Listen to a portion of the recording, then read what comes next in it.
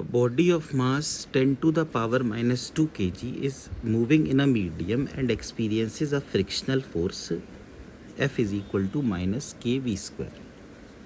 Its initial speed is v naught, which is 10 meter per second. If after 10 seconds its energy is 1 by 8 mv naught square, the value of k is. तो अब यहाँ पर जैसे force लग रही है minus k v square, तो obviously frictional force है, तो इस F को हम लोग m इंटू ए लिख देते हैं, मतलब कि ये बन गया माइनस के वी स्क्वायर. तो इसको हम लोग लिख लेते हैं d v upon d t. It is equal to minus k v square. तो यहाँ से आ जाएगा m और d v upon v square is equal to minus k और डी टी. तो फिर अब इसको हमें इंटीग्रेट करना पड़ेगा. जैसे टाइम की वैल्यू जब ज़ीरो थी तो वेलोसिटी वी नॉट थी, और टाइम की वैल्यू जब टी थी जो 10 सेकेंड थी, तो बाद में रख देंगे, तो वेलोसिटी वी थी. तो इसको लिख सकते हैं m, और 1 अपॉन वी स्क्वायर का इंटीग्रेशन होगा माइनस 1 अपॉन वी. नीचे है वी नॉट और ऊपर है v. It will be equal to minus k into t.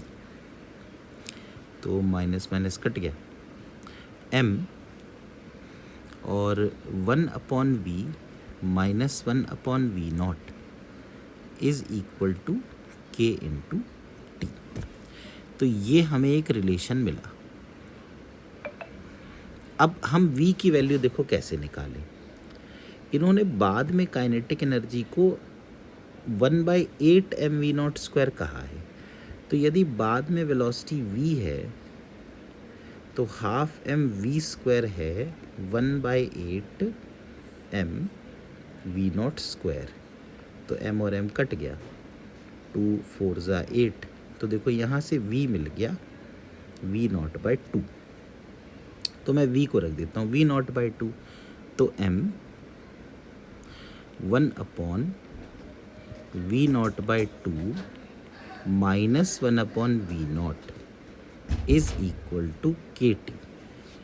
तो m 2 upon v not minus 1 upon v not, तो वी नॉट हो गया is equal to k t. तो k की वैल्यू यहाँ से आ गई m upon v not t. अब देखो इसमें मास लिखा हुआ है 10 to the power minus 2 kg, यानी 1 अपॉन 100. वी नॉट दिया हुआ है 10 और टाइम दिया हुआ है, टाइम भी 10 दिया हुआ है. इसका मतलब k की वैल्यू बन रही है 10 टू द पावर माइनस 4. तो 10 टू द पावर माइनस 4, मतलब कौन सा ऑप्शन सही है? फर्स्ट वाला ऑप्शन.